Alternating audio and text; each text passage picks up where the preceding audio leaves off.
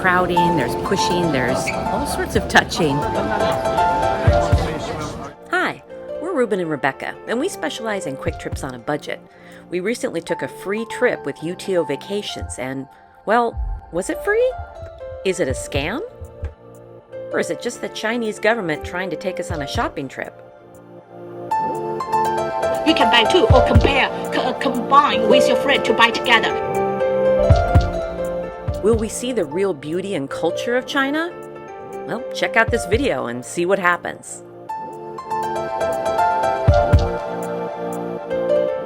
Join us as we take our first ever organized tour and see if this is a fail or a win. Back in 2022, I got an offer for a free, well, $1 trip to China and Thailand. Sounds too good to be true? Well, everything was included except for airfare. So we went ahead and signed up for it, and we paid $460 for Chinese visas. Then we read the reviews. It's a scam, it's a bait and switch, there's terrible customer service, UTO will change our travel dates. Now we're worried, and sure enough, they did switch our travel dates, but we were able to accommodate them. And then came the visa process. Oh, the visa process. It took months of emailing and paperwork. We got our visas 2 days before our trip. But then our trip is finalized, and we nervously head to the airport. We have an hour and a half left. One more hour and a half of our 13-hour flight. We land in Beijing, and first off, we notice how efficient and automated everything is in China. We use Didi, which is China's Uber, to get to our hotel.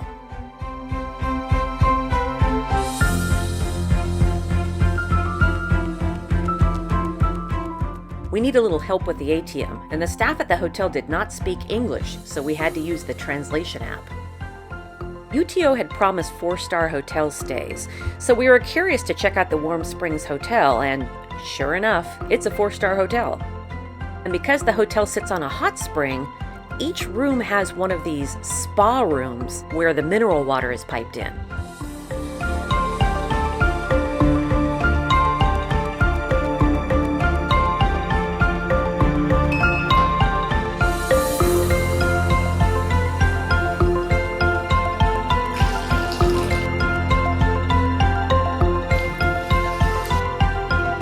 Welcome to Beijing. This is a great way to start our day after a 13-hour flight. The hotel grounds were beautiful, with a lake setting, great food, and plenty of hot springs options. The complimentary breakfast was delicious. Now it's time to meet our bus, our tour guide, and our group.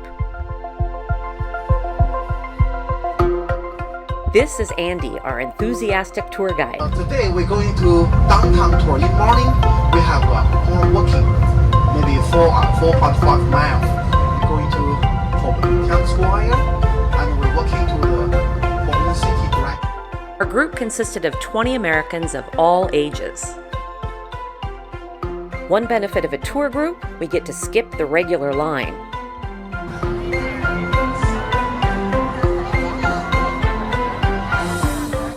Beijing has a population of over 21 million. It's very crowded, there's lots of pushing and touching, and it's something you have to get used to. Fortunately, Tiananmen Square is so spacious, you don't have to worry about crowding here.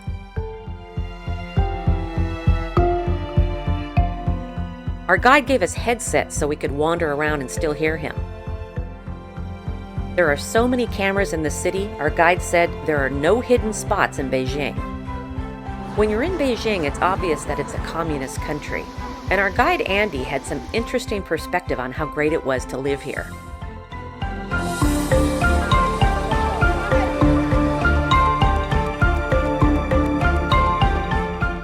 The Forbidden City is a must-do in Beijing. Here's a little sneak peek of it. If you want to see more, check out our upcoming video on how to travel in Beijing.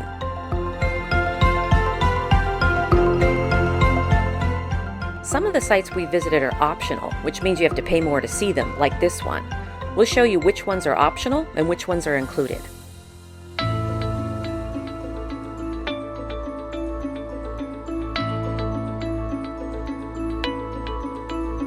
Next up, we're heading to a residence for a local lunch.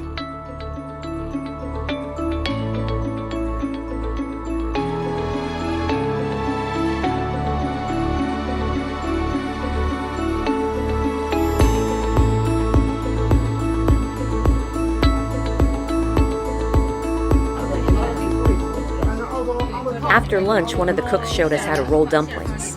Not my skill set. The Golden Mask Dynasty show is an optional tour that we highly recommend.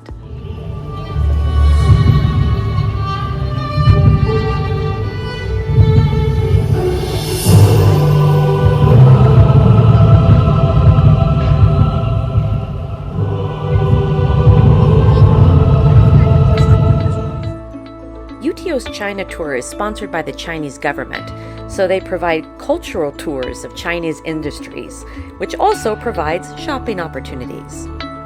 The first one is a jade factory. Here's Ruben shopping for me. Which jade bangle will he get for me? The answer is none. The products were beautiful, it was mildly interesting, but we didn't buy anything.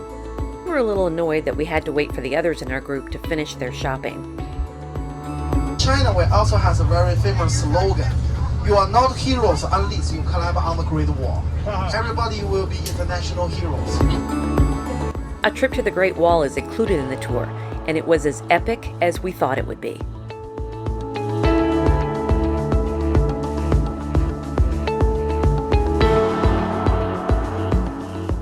A trip to the Summer Palace is optional, but well worth it. For more details, check out our future vlog on Beijing.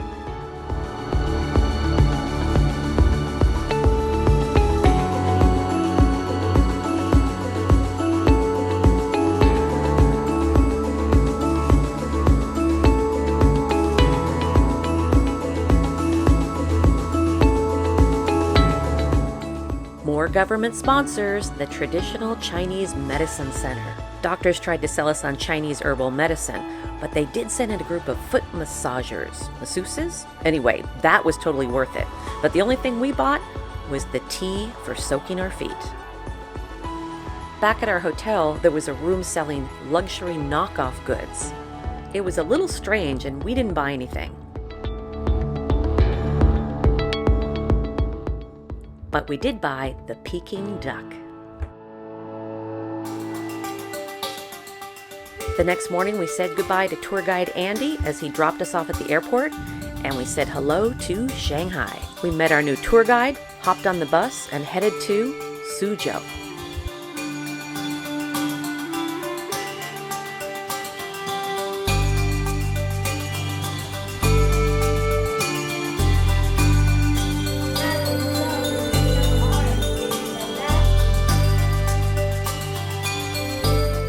Our tour guide, Xi, gave us the history on the ancient Chinese gardens at Masters of the Nets.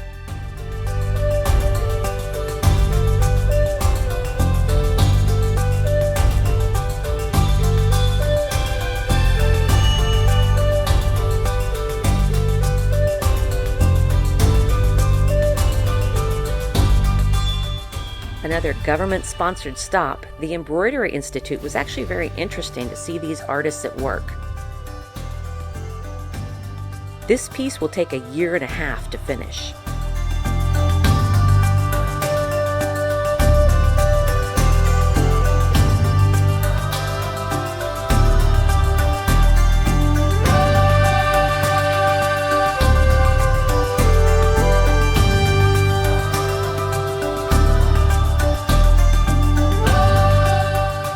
Time to check out the Radisson Suzhou and see if it's 4-star.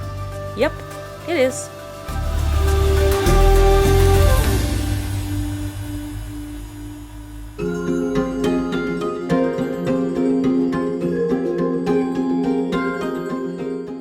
Back on the road and a stop at the Suzhou Silk Factory.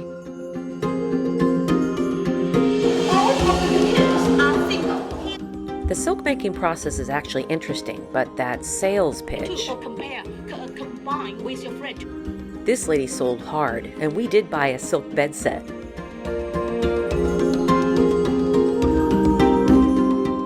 After After leaving the silk factory, we were so happy to be on the streets of Wuxi.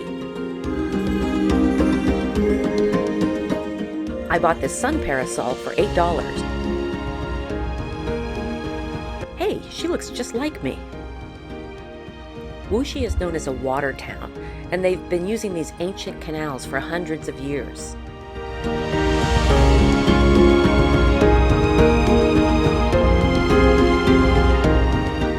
This optional canal tour is one of the best things that we did.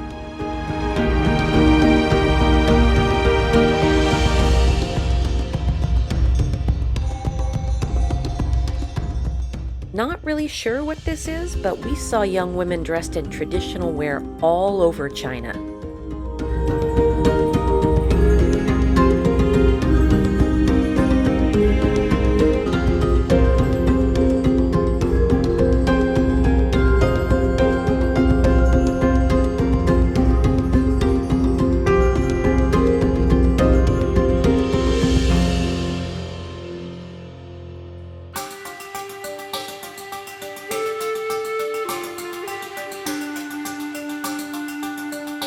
Nanchang Street is one of Wuxi's most ancient streets, filled with vibrant shops and restaurants.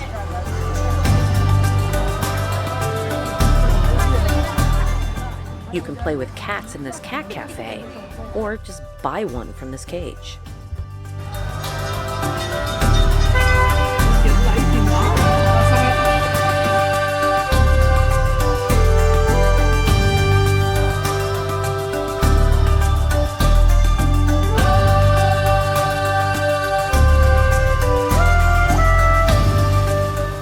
Our room at Grand Park Wuxi does not disappoint.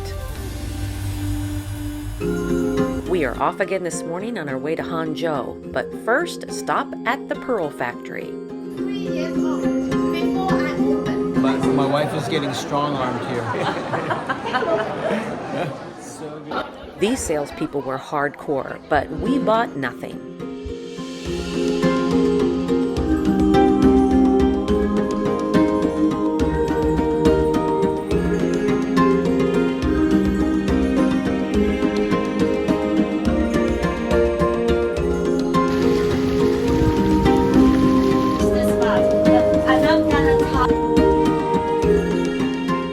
China has many lakes with stunning gardens around them, and this was one of them.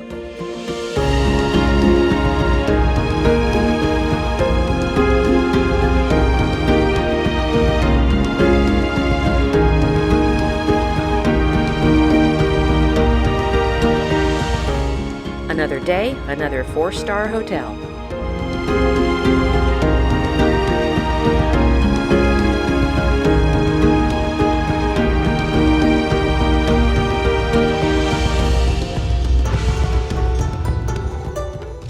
On our way to Shanghai, we stopped at Longjing Green Tea Village.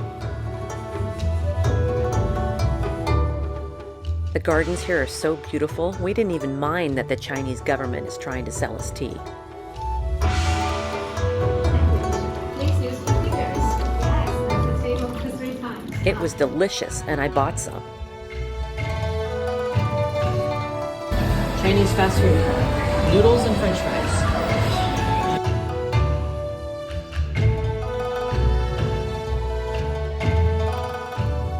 Shanghai is an interesting mix of modern skyscrapers on one side of the river and 19th century French-inspired on the other.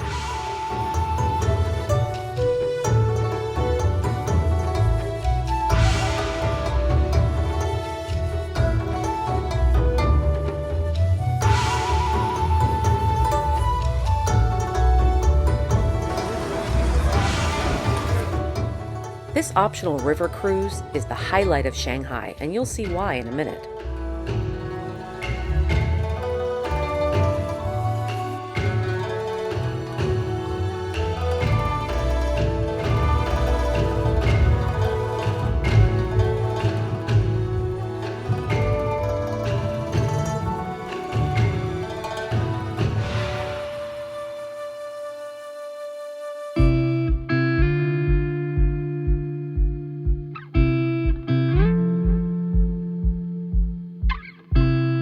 We're going on a magnetic levitation train, one of few in the world. They call it their Maglev. It should go up to like 440 miles an hour. We're only going to go like half that speed. Let's check it out.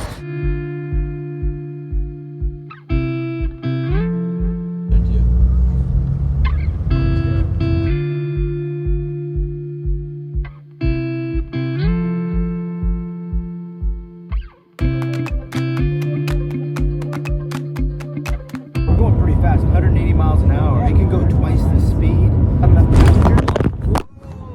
That was pretty wild. The other train went in the other direction. So we're talking a relative speed of almost 400 miles an hour. Is that the phone flying? Yeah, the phone went flying and it kind of jarred us because it went so fast. No engine, no conductor. It's all computer controlled, just a bunch of magnets turning on and off. And it's so smooth. Yeah. Except when you pass another train.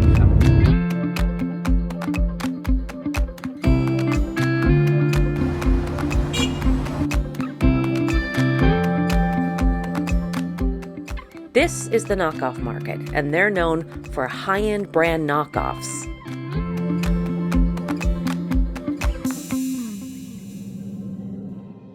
It's a bargainer's paradise, and I'm not ashamed to admit that we came away with quite a haul.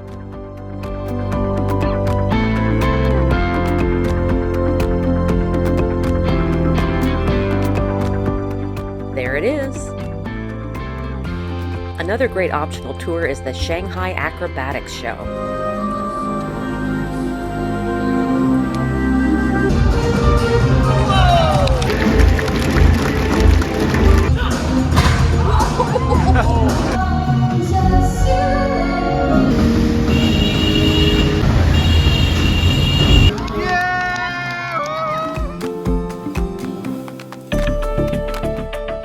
Our last morning in China, and we checked out this sweet little park across the street from our hotel.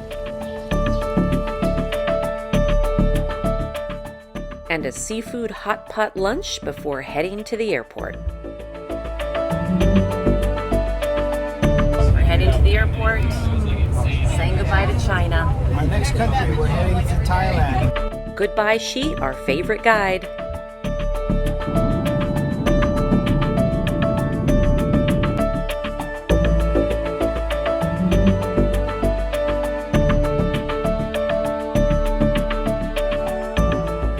Breakfasts were included at all the hotels, and this one was our favorite. Our Thai tour guide, Patty.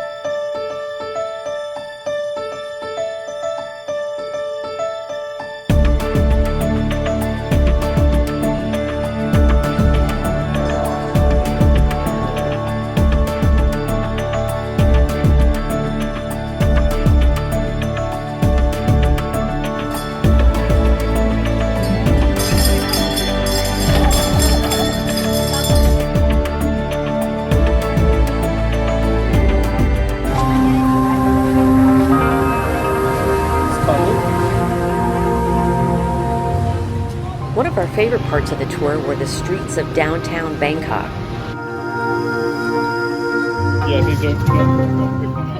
These lotus flowers are used for temple offerings, and the florist tried to teach us how to fold them into roses.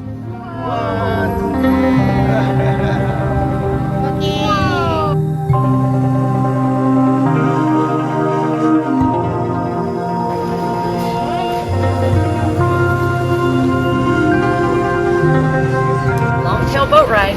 Here we go.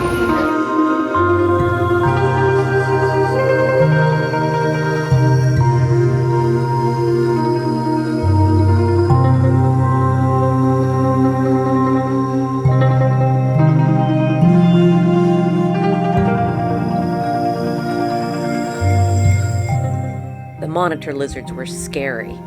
This canal ride was so different from China. We got to see all sides of Bangkok.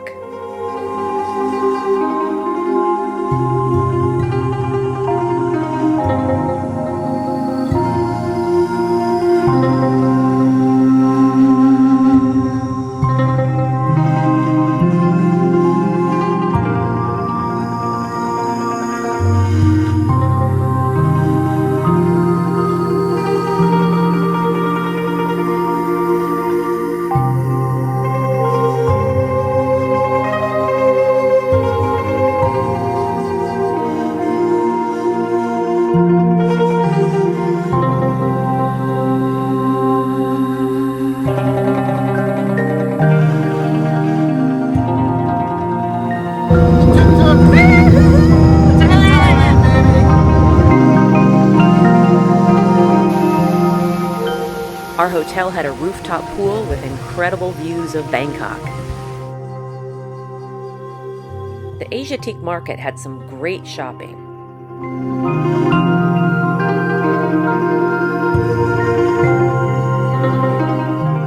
The dinner cruise had buffet-style food that was just kind of meh.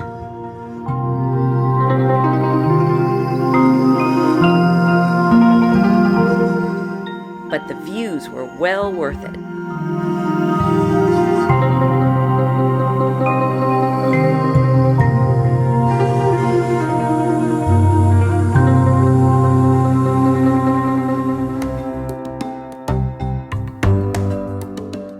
The government wanted us to see the Gems Gallery, so we did.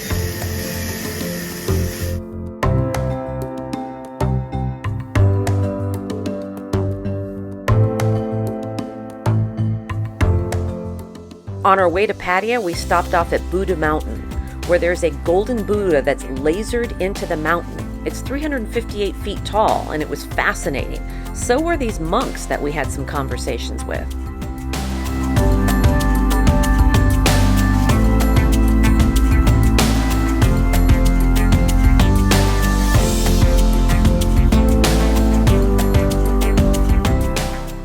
Another 4-star hotel, and the best part, right on the beach.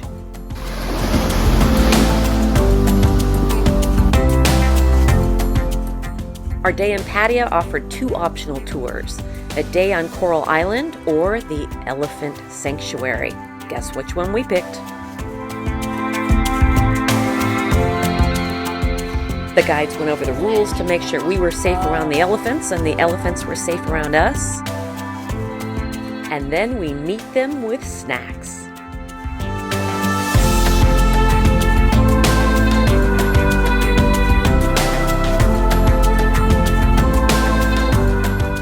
We made vitamin balls for them to eat, then gave them some mud facials. Yes, I'm in the water with this big boy. Time to rinse them off and tell them my deepest secrets.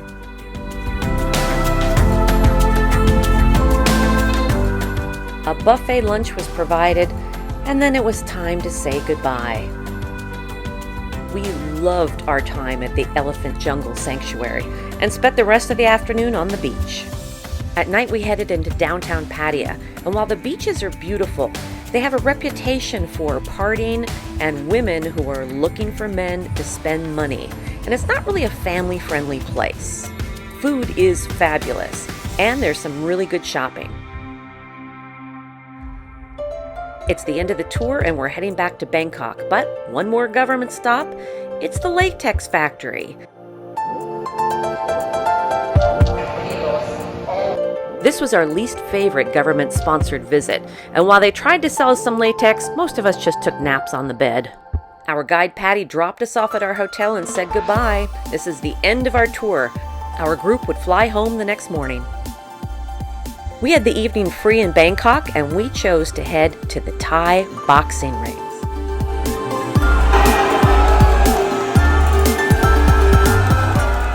We had a great time in China and Thailand, but would we recommend UTO as a tour? Well, here are the pros. You cannot beat that price, and we visited all the major highlights. The hotels and tour guides were great, and it's very easy to get around on a tour. The cons? poor customer service from UTO, the government-sponsored visits, not a lot of free time, and UTO does have a bad rep. We chose to do almost all the optional tours, and here's how much that cost. Check out some of our upcoming videos as we explore Thailand on our own.